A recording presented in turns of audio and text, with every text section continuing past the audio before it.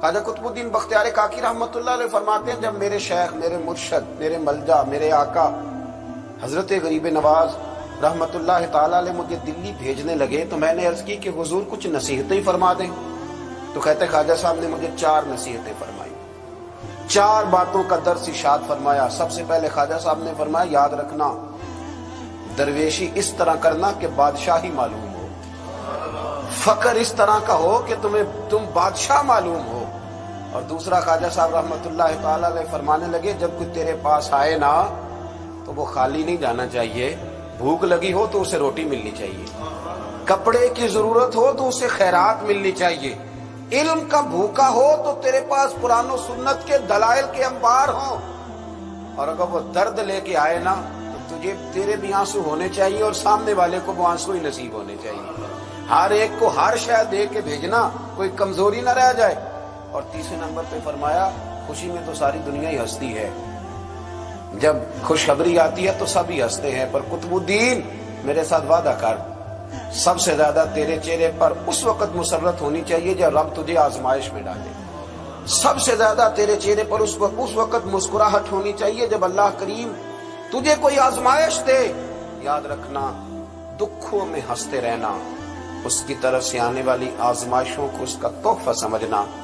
قطب الدین یہ تیرا رنگ جب بنے گا تو پھر میں سمجھوں گا میں نے تربیت کی. اور چوتھے نمبر پہ فرمایا یاد رکھنا دشمنیاں نہ پالنا، بلکہ دشمنی کے جواب میں بھی دوستی پالنا، اس لیے کہ جو دشمنیاں پالتے ہیں وہاں بغض پیدا ہوتا ہے، اور جو دوستیاں پالتے ہیں ان کے دلوں میں اللہ محبت کی خوشبوئیں پھیلا دیا کرتا ہے. یہ انداز تربیت حضرت خواجہ اجمیر علیہ رحمہ کا، یہ انداز. اور فرماتے ہیں ہر آنے والے کے ساتھ ان کا انوکھا رویہ. خواجہ حمید الدین ناگوری رحمۃ اللہ علیہ فرماتے ہیں کہ میرا یہ حال تھا کہ میں بڑا خوبصورت تھا خواجہ صاحب کے پاس آنے سے پہلے، بہت سارے لوگ مجھ سے محبت کرتے تھے، تو جب میرے اندر کچھ تھوڑے سی حسن تھا، کچھ خوبصورتی تھی تو میں اس سے آگاہ بھی تھا، میں سمجھتا تھا. کہتے ہیں جب حضرت خواجہ کی خدمت میں آیا میں نے کہا حضور مرید کر لیں، تو کہتے ہیں کیا انداز تربیت تھا. فرمانے لگے جہاں پہلے ہی اتنے لوگ بستے ہوں وہاں معین الدین کیسے بسیرا کرے گا، اتنے لوگوں کی موجودگی میں کیسے آؤں گا میاں، پہلے اتنے بسائے ہوئے ہیں سب کو نکال. حضرت خواجہ اجمیر علیہ رحمہ نے جب یہ کہا تو خواجہ حمید الدین ناگوری رحمۃ اللہ علیہ اٹھ کے قدموں میں بیٹھ گئے، کہنے لگے حضور سارا زمانہ میرے پیچھے بھاگتا ہے، پر اس طرف بھی تو غور فرمائے نا، میں اگر بھاگا ہوں تو معین الدین اجمیری کے پیچھے بھاگا ہوں، حضور مہربانی فرمائیں. خواجہ اجمیر نے بیعت فرمایا. جب اٹھ کے باہر نکلے نا تو ایک شخص کہنے لگا حضور یہ نوجوان ہے، میں اس کو جانتا ہوں، اس طرح کے نوجوان یوں ہی ہوتے ہیں. فرمایا اچھا تو جانتا ہے نا، پر معین الدین کا بننے سے پہلے جانتا تھا، اب یہ میرا بن گیا، اگر جاننا ہوا نا تو ذرا جا گلی میں کچھ لوگوں سے بات کر رہا ہے دیکھ لے کیا بات ہو رہی ہے. خواجہ حمید الدین باہر نکلے تو پرانے یار ملنے آ گئے. انہوں نے کہا چلو.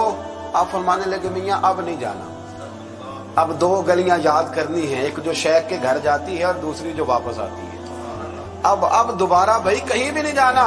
نے کہا جناب وہ فلاں بھی بلا رہا ہے. خواجہ حمید الدین صاحب نے کوئی بڑا ہی جملہ بول دیا. فرمانے لگے وہ بلا رہا ہے تو کیا ہوا، اب تو جنت کی حور بھی بلائے گی تو نہیں جانا، اب نہیں جانا، اب میں نے تربیت لے لی ہے، اب میں نے فیض لے لیا ہے، اب میں نے ادھر ہی توجہ رکھنی ہے جہاں کا میں ہو گیا ہوں. ایک در پھڑیے محکم پھڑیے پھر ایک دئی ہو کے مریے، یک در گیر تے محکم گیر. یہ جگہ جگہ جانے کا کیا مطلب، یہ تربیت ہے، یہ انداز ہے، یہ معیار اور یہ سٹیٹس خواجہ صاحب نے اپنے مریدوں کو سکھایا. اتنی عبادت ہے، اتنی ریاضت ہے، اتنی تربیت ہے، پھر بھی رو پڑے ہیں، پھر بھی بڑھاپا آیا ہے تو تڑپ اٹھے، پھر بھی چند خلفاء کو قریب بلایا ہے. تو حضرت معین الدین کہنے لگے میرے لیے دعا کرو. تو کہا حضور 90 سال کے قریب عمر ہو گئی، زندگی بھر آپ کو وضو میں دیکھا، حضور زندگی بھر سجدے میں دیکھا، زندگی بھر رعنائی میں دیکھا، تبلیغ میں دیکھا، خدمت میں دیکھا، لوگوں کو کھلاتے دیکھا، گھر کے اندر سے لے کر باہر تک ہم نے آپ کو دوسروں کا سوچتے ہی دیکھا. آپ نے تو اپنے لیے سوچے کچھ نہیں تو روتے کیوں ہے، دعا کیوں کراتے ہیں. فرمانے لگے یار زندگی پوری عمل کیے ہیں لیکن میرے لیے دعا کرنا، کہیں ایسا نہ ہو کہ اعمال کی گٹھڑی لے کر جب رب کی بارگاہ میں جاؤں تو مالک کہے کہ عمل تو بڑے ہیں پر میرے لائق کوئی بھی نہیں. बड़े अमल हैं, पर मेरे लायक कोई है तो बता। यार ये जितनी गठड़ी है ना आमाल की, तुम्हें बड़े बड़े हसीन नजर आते हैं, पर इनमें से कोई मालिक के लायक बन जाए, मेरी कोई कबूलियत हो जाए। मेरी कबूलियत मैं नीवा ते मेरा मुर्शद उच्चा, ते मैं उच्चियां दे संग लाई।